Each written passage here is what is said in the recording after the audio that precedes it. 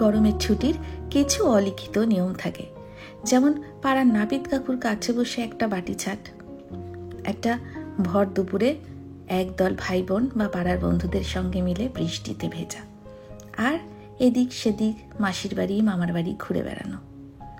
তার সঙ্গে আরও একটা জিনিস ছিল, আজ যদি সন্ধ্যাবেলা হাতের লেখা করো 10 পাতা, তাহলে একটা দারুণ রান্না করব।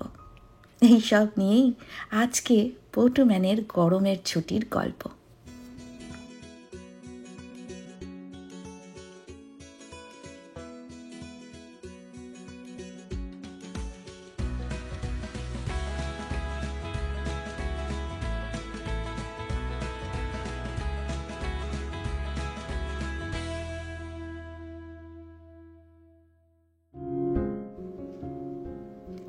রংচঙে কটা স্কুলের দিনের পরে ঝলমলে রঙিন কটা গিফট নিয়ে পটু স্কুলের ছুটি পড়ল। এই সমস্ত গিফট পটু স্কুল থেকে পেয়েছে। এই দুটো পিচকারির মতো যে জিনিসটা দেখছেন, এইগুলো নিয়ে বোধহয় এখানে বাচ্চারা গরমকালে জল ছিটিয়ে খেলাধুলো করে। ওইগুলো ওর ক্লাস টিচার দিয়েছেন, সঙ্গে এই মস্ত বড় বাবলটাও ক্লাস থেকেই পাওয়া। কে দিয়েছেন এটায় নাম লেখা ছিল না। আর নীল রঙের এই প্যাকেট থেকে বেরোলো 4টে জিনিস। এই নীল রঙের ব্যাগটা, এই গুডি ব্যাগটা, গিফটটা দিয়েছে ওরই স্কুলের বাসের যিনি ড্রাইভার ভদ্রমহিলা ছিলেন উনি, আর অ্যাটেন্ডেন্ট ভদ্রমহিলা, ওনারা দুজনে মিলেই গিফটটা দিয়েছেন। এর মধ্যেও একটা বাবল আছে, চকলেট চিপসের 2টো প্যাকেট আছে, আর আছে এই পাইনাপেল শেপের ছোট্ট খেলনাটা। ভীষণ মিষ্টি না দেখতে? আমাদের গরমকালের ছুটি শুরুটাই হতো একটুখানি বাচ্চাদেরকে ন্যাড়া করে দেওয়া, বা আর একটু বড় হলে চুলগুলো একেবারে পাড়ার নাপিত কাকু এসে বাটি ছাট করে দিয়ে যেতেন। আজকে আমিও পটুর পাড়ার নাপিত কাকুই হলাম। এখন তো এখানে ওকে সেলুনে নিয়ে যাওয়া হয়নি, তো সেই জন্য ভাবলাম আজকে আমিই চুলটা কেটে দিই। পুরনো অভ্যাস খানিকক্ষণ ঝালিয়ে নিলাম, বাথরুমে বসিয়ে পটুর চুলগুলো কেটে দিলাম। এবার এটা পরিষ্কার করা একটা অনেক বড় কাজ হলো বটে, তবে ছেলেটা আরাম পেল। ভালো আছে চুল কাটা? কাজ চলে যাবে বল? চলবে না? বাজে লাগছে না? পটুম্যান কিন্তু একেবারেই পছন্দ করেনি এই চুল কাটাটা।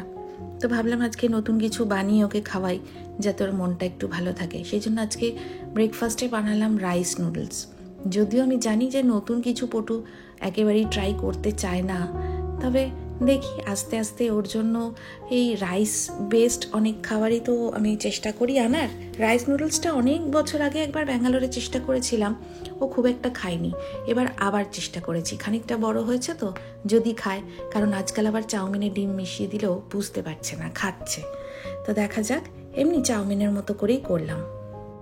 ভেবেছি এই গোটা গরমকালের ছুটিটা জুড়ে নানা রকমের খাবার দাবার ট্রাই করব, আর যেগুলো যেগুলো পটু ভালোবাসবে সেগুলোর একটা লিস্ট করে রাখবো, যাতে স্কুল খোলার পরে টিফিন দেওয়ার সময় আমায় চিন্তা করতে না হয় যে কি কি দিতে পারি আমি ওকে, খাবে কিনা আদৌ নতুন জিনিস।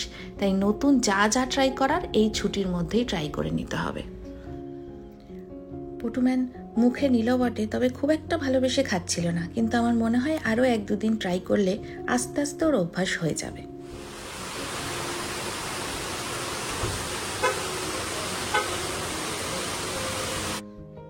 বেশ কয়েকদিনের অনেকটা গরমের পরে আজকে ঝমঝম করে বৃষ্টি এলো। এখন ওই দুপুরবেলা 4টে মতো বাজে। দুপুর বলি আর বিকেল বলি, কারণ এখন তো সূর্য ডুবতে ডুবতে সেই প্রায় 9টা হয়ে যাচ্ছে এখানে। তো পটুকে নিয়ে গিয়েছিলাম বারান্দায়। খুব খুশি হয় পটু বৃষ্টি দেখে। আপনারা তো জানেনই, যারা গত 1-1.5 বছর ধরে আমাদের ব্লগ দেখছেন। কিন্তু এইখানে না, বারান্দার ভিতরে খুব একটা জল আসছিল না, চারদিক ঘেরা তো। খানিকক্ষণ এখান থেকেই পটু বৃষ্টি দেখলো। তারপরে মনে পড়ে গেল, আচ্ছা আমরাও তো গরমের ছুটিতে এরকম বৃষ্টি আসলে সব ভাই বোনেরা মিলে ছাদে চলে যেতাম, ভিজতাম। সে কি দারুণ একটা মজা হতো। তাই জন্য পটুকেও নিয়ে গেলাম নিচে। বৃষ্টি যদিও তখন অতটা জোরে আর পড়ছে না, তাই জন্য পটু খুব একটা আনন্দ পেল না, তবে ভিজেছে। যতটুকু জোরে পড়ছে তাতে মোটামুটি মাথা গা ভিজে যাওয়ার মতোই। তবে বেশিক্ষণ তো রাখতে পারি না, কারণ হঠাৎ করে ঠান্ডা লেগে গেলে শরীর খারাপ হয়ে যায় যদি। সেই জন্য মিনিট 7-8 মতো ছিল পটু নিচে। তাতেই বেশ এনজয় করলো। তারপরে ওপরে এনে ওকে স্নান করিয়ে দিয়েছিলাম। চেষ্টা করি নিজের গণ্ডির মধ্যে থেকেও পটু যেন সমস্ত আনন্দগুলো পায় জীবনের। পরের দিন ছিল রবিবার, আর রবিবার আমরা যাচ্ছি এখন পটুকে নিয়ে বেউ বেউ করতে। পটু যেটা ভালোবাসে, একটু ঘোরা গাড়ি করে, একটু খাওয়া দাওয়া, সেই জন্যই যাচ্ছি।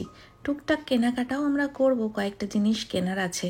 সামনে খুব তাড়াতাড়ি একটা জায়গায় আমরা ঘুরতেও যাচ্ছি, সেটা আমি আপনাদেরকে পরের ব্লগে বলবো।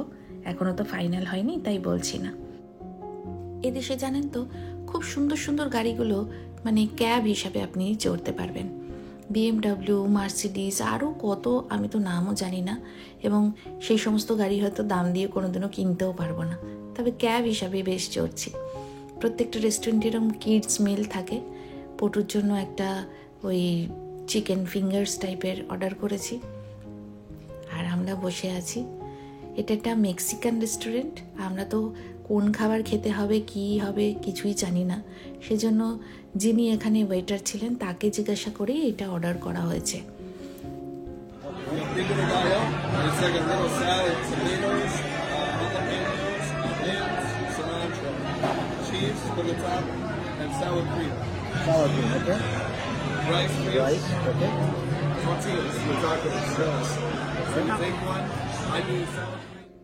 উনি তো বেশ কোনটা কি, কোনটার পরে কোনটা খেতে হবে, কিভাবে বানাতে হবে সব বুঝিয়ে গেলেন। আমিও যথাসম্ভব চেষ্টা করছি। টর্টিলো র্যাপ নিলাম, তার মধ্যে একটু ক্রিম লাগালাম, একটু টমেটো কুচি দিলাম, একটু চিজ দিলাম, আর দিলাম একটা চিকেনের পিস। তারপরে এই সবটা র্যাপ করে নিয়ে একটা কামড়। তবে ব্যাপারটা বেশ ভালো ছিল জানেন তো, মানে স্বর্গীয় বলবো না, আমাদের ওই ইন্ডিয়ান খাবারের প্রতি তো একটা দুর্বলতা থাকেই, তবে নতুন খাবার নতুন দেশের চেখে দেখতে দারুণ লেগেছে আমার। পরিবেশটাও এখানে চমৎকার।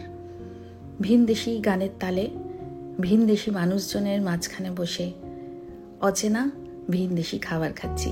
আজকে রবিবারের দুপুরটা চমৎকার কাটলো, মিথ্যে বলবো না। চিন্তা ভাবনা, নিজের জীবনের অনেক টেনশন কয়েক মুহূর্তের জন্য যেন ভুলে গিয়েছিলাম। আপাতত বাইরে অপেক্ষা করছি আর ক্যাব বুক করেছি। এবার বাড়ি যাব, যা যতটুকু খেতে পারিনি বাক্সে ভরে নিয়েছি। এক অন্যরকম গরমকালের ছুটি পটুমানের। পাতার পর পাতা অঙ্ক কষার বা হাতের লেখার চাপ নেই। ইচ্ছা একটাই, পটুমান যেন নতুন কিছু শেখে, গরমের ছুটিতে অনেক অনেক মজা করে।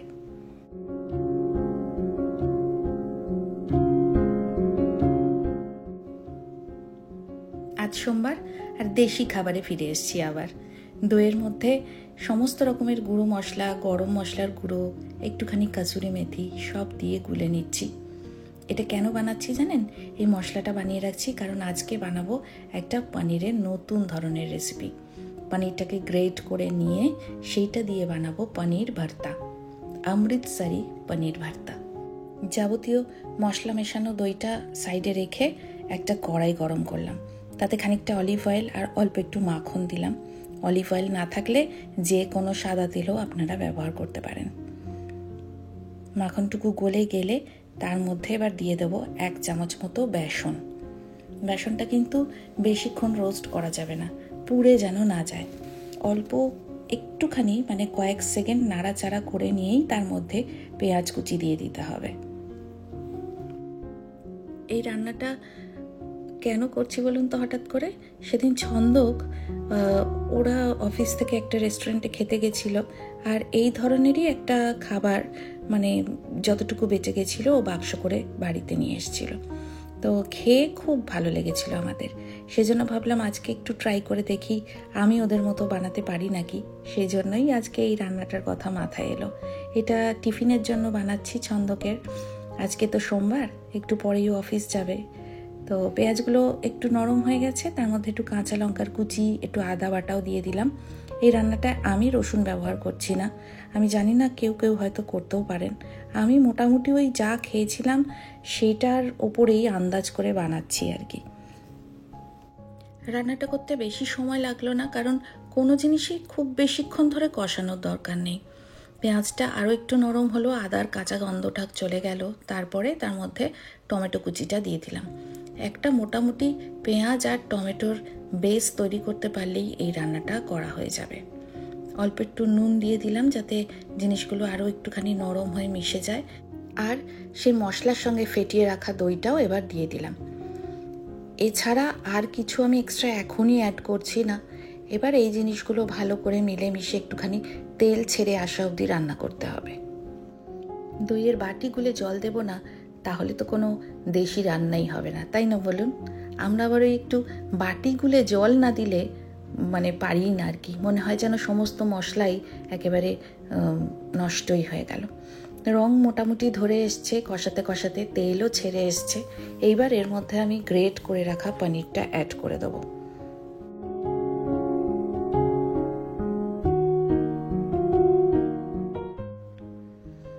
আজ এই রান্নাটা করতে করতে মনে হচ্ছিল এটা যেন আমার জানা পনিরের সহজতম রেসিপি। কোনো কিছু বাটার ঝামেলা নেই, কোনো কিছু একেবারে সতে করে ঠান্ডা করে আবার মিক্সিতে বেটে সেটা দিয়ে গ্রেভি বানানোর ঝামেলা নেই, আবার খেতেও বেশ সুস্বাদু হয়। সেজন্য মনে হলো যে এটা টিফিনেও বানানো যেতে পারে। আপনারাও যারা যারা আমার মতোই আর কি প্রথমবার এই রেসিপিটা সম্বন্ধে জানলেন, তারা ট্রাই করে জানাবেন কেমন হয়েছে। আর যারা অলরেডি বানান তারা বলবেন আরও কী কী মশলা আপনারা দেন বা আরও নতুনভাবে করেন কিনা। আমি কিন্তু রান্না শেখার ব্যাপারে ভীষণ ইন্টারেস্টেড, আমার ভালো লাগে নতুন নতুন রান্নার ব্যাপারে জানতে। যেহেতু খুব একটা তেল মশলার ব্যবহার নেই, সেজন্য অল্প একটু জল দিতে হলো আমাকে, যাতে পুরো পনিরটা ওই গ্রেভিটার সাথে মিলে মিশে যায়। এবার এটা একটুখানি ফুটিয়ে নিলে রেডি হয়ে যাবে। তারপরে অল্প একটু ধনেপাতা কুচি ছড়াবো আর ছন্দকের টিফিন বক্সটা গুছিয়ে নেব। পটুম্যানের গরমের ছুটির গল্প আপনাদের কেমন লাগছে জানাবেন। এই পুরো 2 মাসের গরমের ছুটিতে পটুম্যান কি কি করছে, কি কি শিখলো, কোথায় কোথায় যাচ্ছি আমরা, সেই সমস্ত গল্প আমি আপনাদের সঙ্গে শেয়ার করব। আজকের মতো ব্লগটা এখানেই শেষ করি, কেমন? সবাই কিন্তু খুব খুব খুব ভালো থাকবেন, আর খুব তাড়াতাড়ি আমেরিকায় আমাদের প্রথম ঘুরতে যাওয়ার গল্প নিয়ে আসব। সেটার জন্য আমাদের পাশে থাকবেন কিন্তু। আজকের মতো আসি, ছন্দকও অফিসে বেরোবে, একটু তাড়া আছে, সেজন্য গল্পটা আজকে এখানেই শেষ করছি। সাধারণত যেখান থেকে গল্প শুরু হয় আজকে সেইখানে গল্পের শেষ হলো, তবে নতুন গল্প কিন্তু অপেক্ষা করছে। খুব তাড়াতাড়ি দেখা হচ্ছে, ততদিন সবাই খুব ভালো থাকবেন, নিজের যত্ন নেবেন আর আমাদেরকেও মনে রাখবেন। আজকের মতো আসি, কেমন?